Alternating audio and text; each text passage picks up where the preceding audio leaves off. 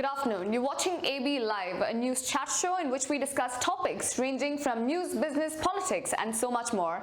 On today's episode, we will be discussing the future of e-vehicles here in the region, and for that in the studios, we have Khaled Al Huraimel, the Group CEO of BIA, and we have Choucair from CE Creates. Thank you so much for joining us.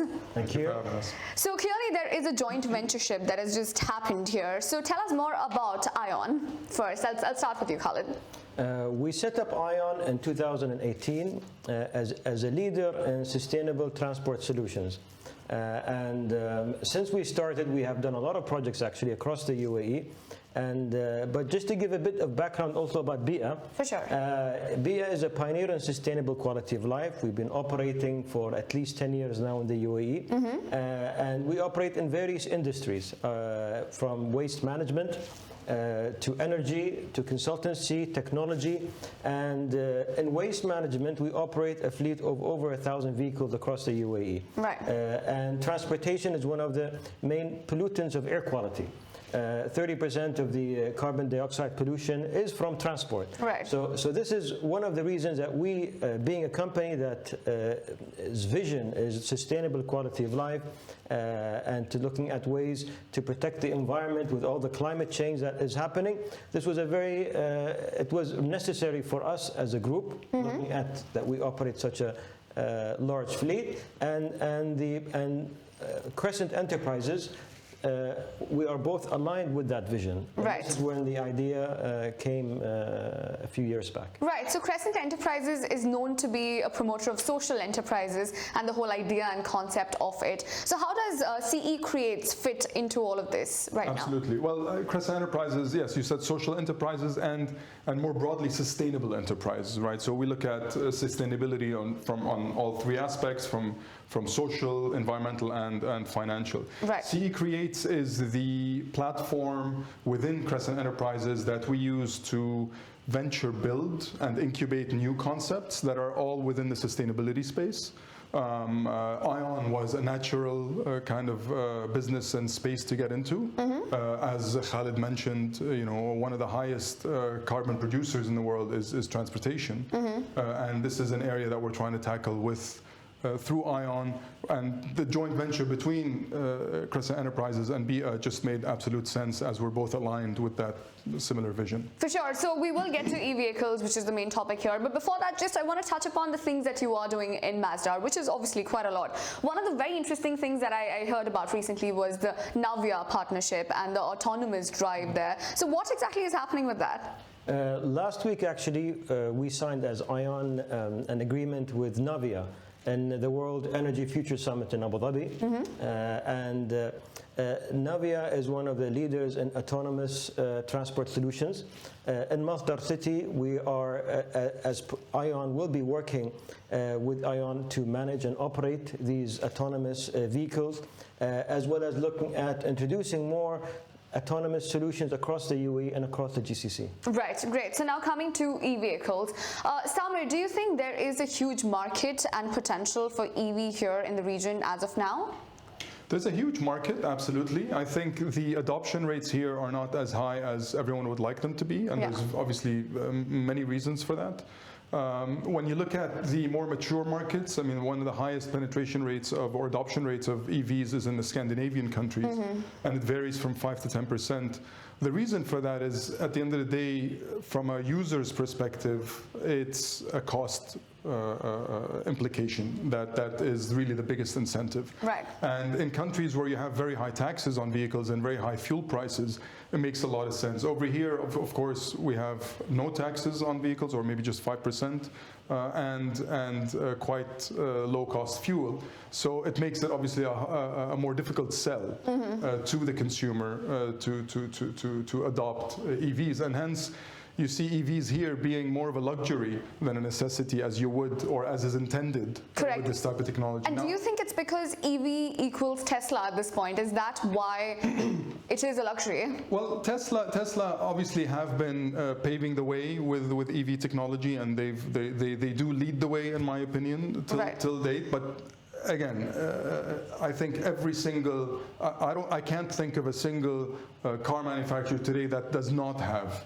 electric vehicles in their portfolio. Yeah. It's just a matter of increasing those numbers and production capacities. Right, considering BIA is so sustainability driven, obviously e-vehicles would be one of your arms there. So what exactly do you think needs to be done to get that mass appeal for EVs? Well, I think, first of all, EV prices are going down. Right. Government is also supporting EV introduction into the market. So here in Dubai, for example, there's a lot of exemption on certain fees, registration fees, SALIC fees, etc., to promote EVs, and that is repeated across the UAE. So there's definitely government support to introduce more EVs and targets, as well as we see prices for EV vehicles. There's more options coming into the market that are more affordable. Right. While before, maybe in the UAE it was just Tesla that was available. Now there's more options, and we see much more coming into the market, and it's becoming much more affordable, much more accessible, and there's much more awareness now of EVs. Right, and do you think this whole cultural mindset change is going to happen? I mean, this country is driven by the attraction towards sports cars, the flashy luxury cars, etc. Do you think that's going to change with people being more socially conscious? I think definitely it is changing, actually. Yeah? There's more awareness of the challenges regarding climate change. There's more awareness amongst the population and the residents. And there's, I believe today, there's more interest for people who are interested in EVs, and you see that now happening. Right. There are certain. Sorry. I mean, to add to that, what actually would make it does make it easier is the fact that driving EVs is a lot of fun. These cars are actually a lot of fun to drive. You wouldn't expect it until you try it. It really is beyond its look of maybe a bit futuristic and funny. Right. It's actually a really cool drive. For sure, but there are certain concerns that people have before buying, apart from obviously all the issues that you mentioned, including cost and how oil prices are low here.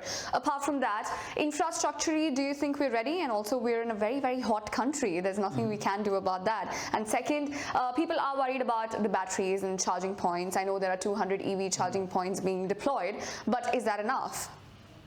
I think so.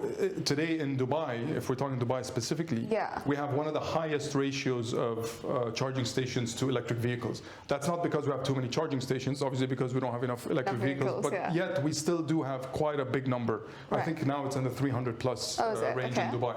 So yes, infrastructure does need to come online as a prerequisite to mass adoption. But more importantly, there's also policy changes that need to also come online. I mean, when you look at charging or the infrastructure for electric vehicles, today there's no regulation around the private sector being able to sell charging services, right? Yeah. So then it's still a bit tricky when it comes to allowing for mass adoption of infrastructure. So today, most of infrastructure development is driven by government. I think for adoption rates to go to where we'd like them to go, the private sector needs to also get involved in that space. Right. And that, of course, requires regulation and policy. To add to that, now that's also an area that ION is looking at, where one of the areas we look at is also building the infrastructure to support sustainable transport, to support EVs. So definitely that is something that ION is doing. Also, we have a large fleet of vehicles, and over time we've been replacing it with a cleaner fleet. We've introduced recently a big fleet of sweepers and vehicles that are EVs in Sharjah. Right. We've also ordered the largest order for the semi-trucks, the new Tesla semi-trucks in the Middle East. We've ordered 50 trucks to transport waste long distance from the East Coast to Sharjah. Right. So there is, just like what BIA is doing, many are following similar initiatives. For sure. So now, since you mentioned private sector, there needs to be a concession given to them, because obviously this is a huge investment. We've discussed how the costs are higher, and again, prices are lower when it comes to gas, etc. So what is a concession? What is a return on investment? And just at the back of that, I would like to know, what is the investment that has gone into ION as a project? So again, I mean, to incentivize the private sector to get into that space, which is the ultimate goal before getting to the adoption rates that we need. Right. There needs to be, policy put in place. Today, as we are a private sector company, as ION, we do have investors that are requiring a return on investment. So every project we get into does actually have to be viable. Right. Now, the compromise, let's say, because it's not as obvious, the returns aren't as obvious. The compromise there is in accepting slightly lower ROIs than you would with a traditional type of project. And this is kind of what we're doing with ION today. Right. It is, every project we get into is meant to deliver profits, but maybe not as high as you would expect in other industries. Right. So it requires private sector players with a long-term vision and with patient capital, basically. Right. So then there are two aspects of it then, the way I see it. There's obviously incentives and then there's regulations, which is what we've seen in countries like Amsterdam, Germany, where there is going to be a ban on gas and diesel vehicles by 2030, probably in the next decade. Will something like that help the case then? I think here in the UAE, there are targets actually being set by the government, and also here in Dubai, also the same thing. So definitely the government will play a role, and the government is playing a role putting targets when you're looking at sustainability targets. For example, there's a target for diversion of waste away from landfill by 2021, 75%. The UAE has set up that target. Yeah. And the UAE is on its way to meet that target as a country. The Sharjah has already achieved that target of 76%. So definitely the government has to play a role like in the other countries and cities you mentioned. And that is actually happening. And you see more adoption of EVs by private sector, by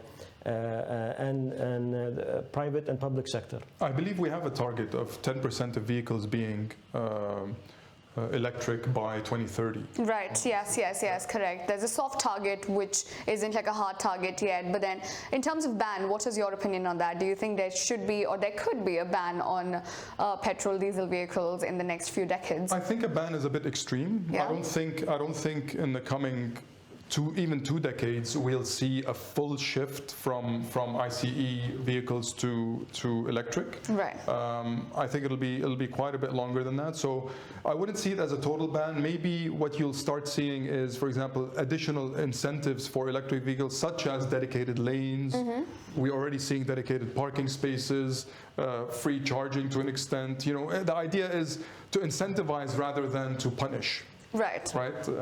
You do get a lot smoother adoption that way. Right. So at this point, the biggest buyer of e-vehicles in the country and in Dubai specifically is the government itself.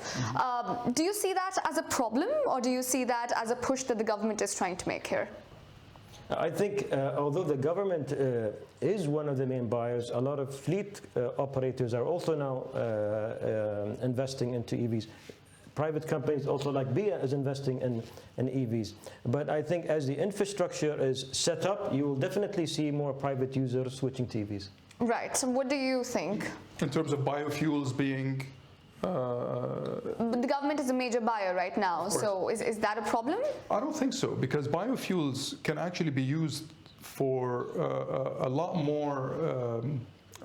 more constructive and efficient products than fuel. It's actually burning fuel is actually the worst thing you can be doing with fuel. The worst thing you can be doing with oil. It's the least efficient process to extract value out of oil. Right. So I don't think this is a threat in the long term. I think there's tons of other products and uses that oil producers can find for biofuels. Right. Again, it's obviously not something that can happen overnight. This will take quite some time, and as long as that vision is there and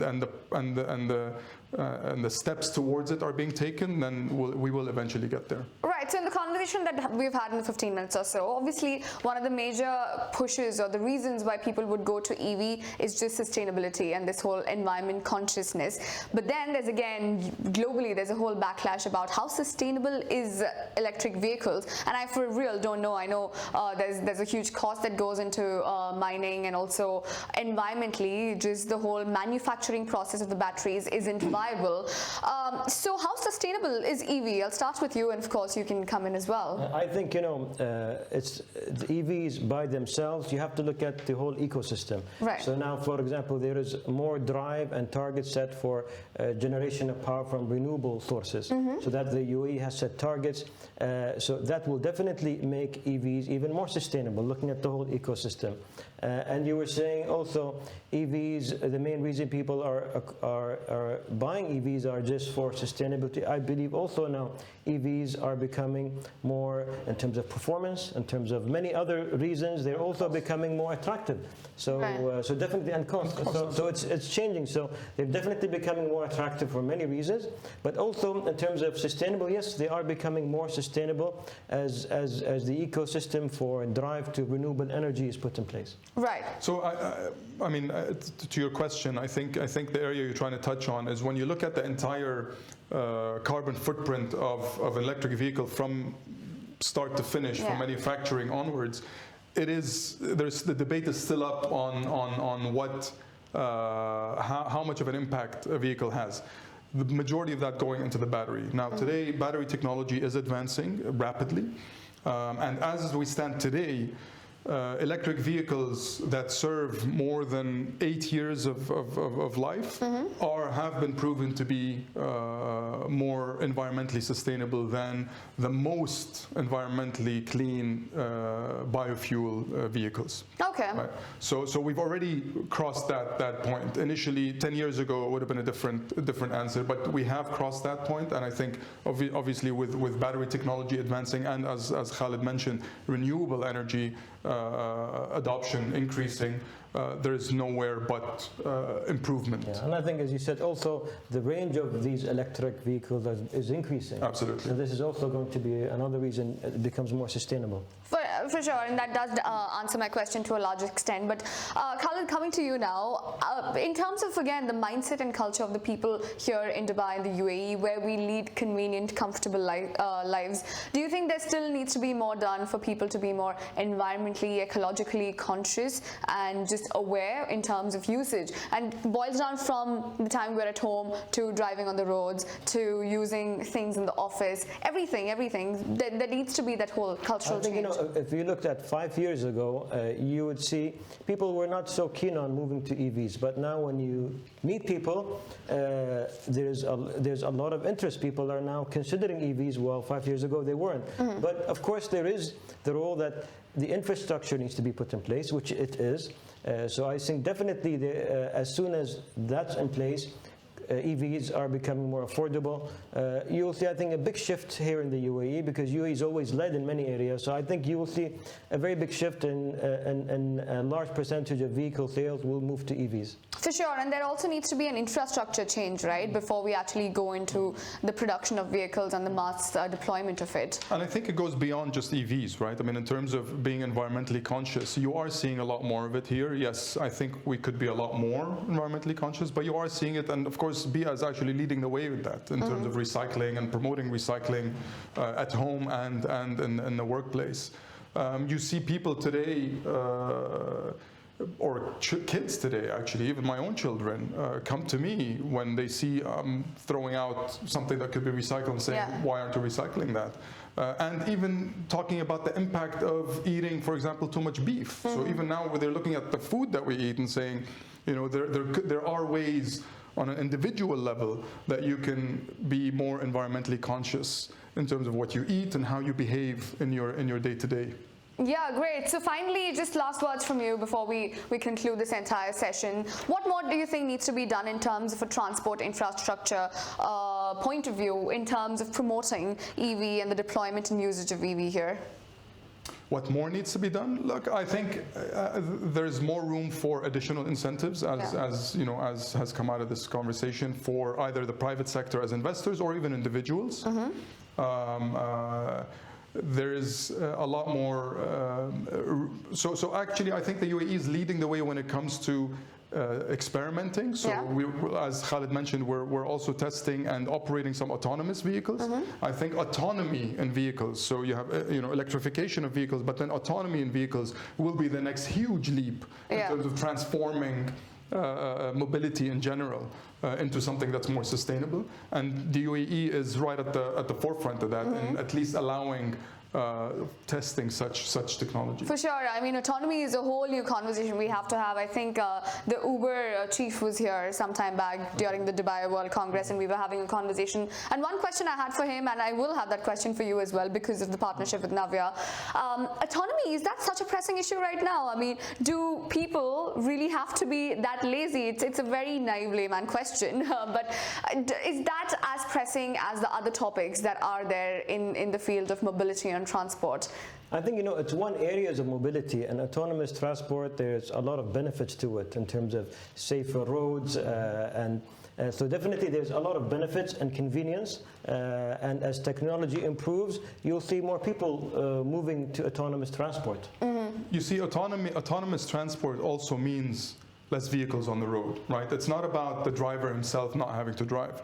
It's actually more about the car being able to transport more people. So today, 95% of your car time is sitting in a parking lot.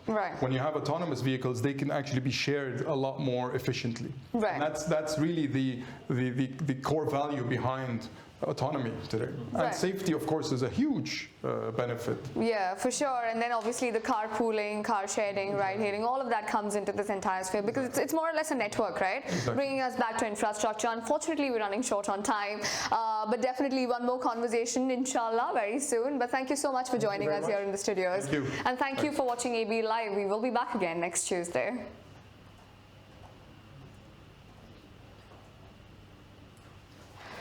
All right, great. Thank you. Autonomy would have been a whole other conversation. I could see it going that way.